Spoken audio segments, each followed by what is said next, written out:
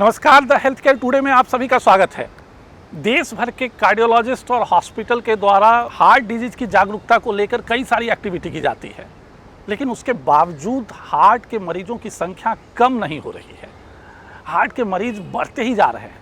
हालात यह है कि गाँव में काफ़ी सारे ऐसे मरीज की मौत होती है जिन्हें पहले भी नहीं पता था, ना ही उनके परिजनों को पता होता है कि वह कार्डियक के मरीज थे। आज हमारी बात आर्टेमिस कार्डियक केयर के डायरेक्टर डॉक्टर मनजिंदर सिंह संधू से होगी कि आखिर यह परिस्थिति क्यों बनी हुई है, मरीज कम क्यों नहीं हो रहे हैं। Doctor Sandhu, the health care today में आपका स्वागत है। देश भर में मरीजों की संख्या दिन प्रतिदिन बढ़ती ही जा रही है, लाख कोशिश के बावजूद यह कम नहीं हो रहा।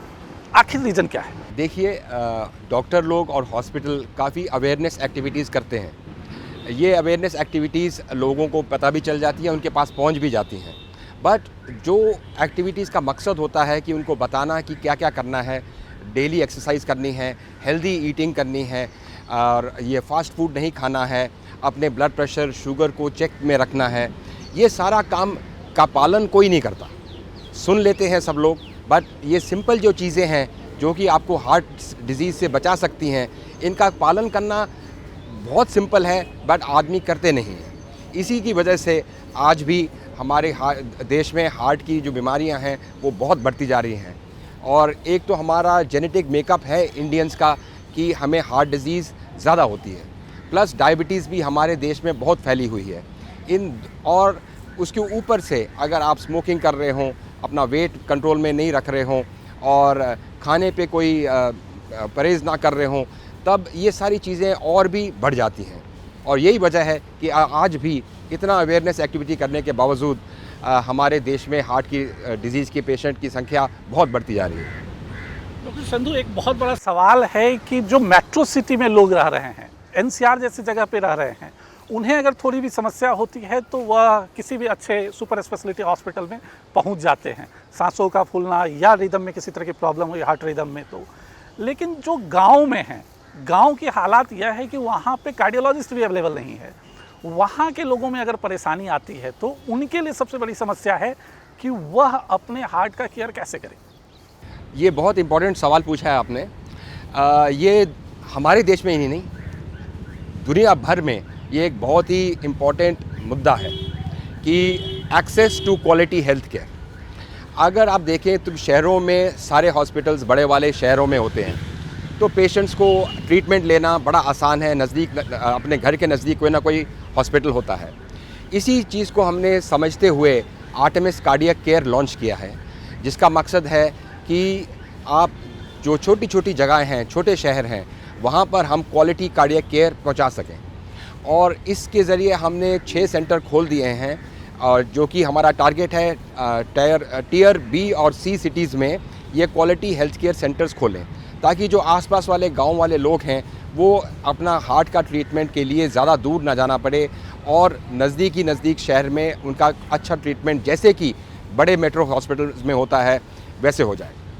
आपने बहुत अच्छा बताया। इवन कि हमारे दर्शकों के लिए भी बहुत अच्छा रहेगा कि एक सुपर स्पेशलिटी हॉस्पिटल टीयर 2 जैसे शहरों में भी जाने का प्लान किया है, बल्कि पहुंच चुका है, और आगे भी शायद आप कुछ प्लान कर रहे हैं। हाँ, हमारे 10 सेंटर और प्लान में है। अब एक सवाल यह आता है कि अगर मरीज को कार्डियक प्रॉब्लम हो गया, ब्लॉकेज हो गया, तो ट्रीटमेंट क्या है? आज अगर किसी को हार्ट अटैक होता है ब्लॉकेज की वजह से, तो उसका ट्रीटमेंट भी बड़ा सिंपल होता है एंजियोप्लास्टी के ज़रिए। पहले हम एंजियोग्राफी करते हैं, जिससे कि हम नसों का देख सकते हैं कि ब्लॉकेज कहाँ पर है और किन किन नसों में है। और फिर सिंपल ही एक तार डालकर उसके ऊपर गुब्बारा ले जाकर उसको फुलाकर वो ब्लॉकेज को खोल देते हैं, और ताकि वो खुली रहे एक स्टेंट लगा देते हैं और वापस कोलैप्स ना करे। तो ये बड़ा प्रोसीजर बड़ा सिंपल होता है, आधे पौने घंटे का होता है। हार्ट अटैक का पेशेंट बड़ा ही दर्द में आ रहा हो, बीपी कम हो और तुरंत एंजियोप्लास्टी हो जाए, तो बहुत ही 1 घंटे में ही आप पेशेंट एकदम स्टेबल हो जाता है। और ये बड़ा सिंपल प्रोसीजर है, जिसका हमारी कोशिश है कि हम छोटे से छोटे शहर तक पहुंचा सकें। क्या हर कार्डियक मरीज का ट्रीटमेंट एंजियोप्लास्टी ही है या मेडिकल मैनेजमेंट से वो ठीक हो सकता है? क्या उसका एक लिमिट है कि आखिर कब वो एंजियोप्लास्टी में जाएगा और कब वो मेडिकल मैनेजमेंट से ठीक हो सकता है? आपने ये बहुत इंपॉर्टेंट पॉइंट किया कि ऐसा नहीं है कि हम जिसका भी एंजियोग्राफी करते हैं उसको एंजियोप्लास्टी की ज़रूरत होती है। कई बार टेस्ट जैसे कि ट्रेडमिल टेस्ट होता है या एको में कुछ गड़बड़ आती है, तो उसको सॉर्ट आउट करने के लिए हम एंजियोग्राफी करते हैं। बट एंजियोग्राफी में अगर ब्लॉकेजेस बहुत टाइट हों, जो कि 70% से ज़्यादा हों, तभी हम खोलते हैं। उनसे नीचे हम मेडिकल मैनेजमेंट पे रखते हैं। कुछ पेशेंट्स में ब्लॉकेज इतनी सारी होती हैं कि हम ना एंजियोप्लास्टी कर सकते हैं, ना बाईपास हो सकता है, तो वो पेशेंट्स भी मेडिकल मैनेजमेंट पे रहते हैं। सो ये दोनों एक्सट्रीम हैं कि जिसमें बहुत ज़्यादा ब्लॉकेजेस हैं, कुछ ट्रीटमेंट हम नहीं कर पाएंगे, बहुत कम पेशेंट होते हैं वैसे, और कुछ जो पेशेंट्स हैं जिनमें ब्लॉकेजेस 70% से कम हैं, ये सब मेडिकल मैनेजमेंट पे रहते हैं। और मेडिकल मैनेजमेंट ये नहीं कि सिर्फ इनको ही दिया जाता है, मेडिकल मैनेजमेंट चालू रहता है जब हम एंजियोप्लास्टी भी करते हैं। अब एक आखिरी सवाल जो हर पेशेंट के मन में उठता है, आप आर्टेमिस हॉस्पिटल के कार्डियक केयर के डायरेक्टर हैं।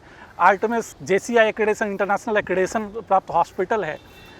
मरीज के दिमाग में एक सवाल सबसे पहले उठता है कि वह अगर किसी छोटे नर्सिंग होम में जाता है ट्रीटमेंट के लिए, तो वहाँ उसके जितने खर्च होते हैं, अगर वह इस तरह के सुपर स्पेशलिटी हॉस्पिटल में पहुँचता है तो उसके इलाज के खर्चे उसके 2 गुना 3 गुना ज़्यादा बढ़ जाते हैं। अगर सपोज हम एंजियोप्लास्टी की ही बात करें, तो एक एंजियोप्लास्टी में क्या इस तरह के खर्चों का अंतर आता है, और अगर आता है तो क्यों आता है? ये बड़ा इंपॉर्टेंट पॉइंट रेज किया। मैं कुछ ये नहीं बोलना चाहूँगा छोटे नर्सिंग होम और हॉस्पिटल्स के अगेंस्ट, और हर एक की एक एक जगह होती है। अगर आपको बुखार हो गया है, अपसेट हो गया है, लूज मोशंस हो गए हैं, वॉमिटिंग हो गई है, सिंपल बीमारियों के लिए ये नर्सिंग होम और हॉस्पिटल ही बने हैं।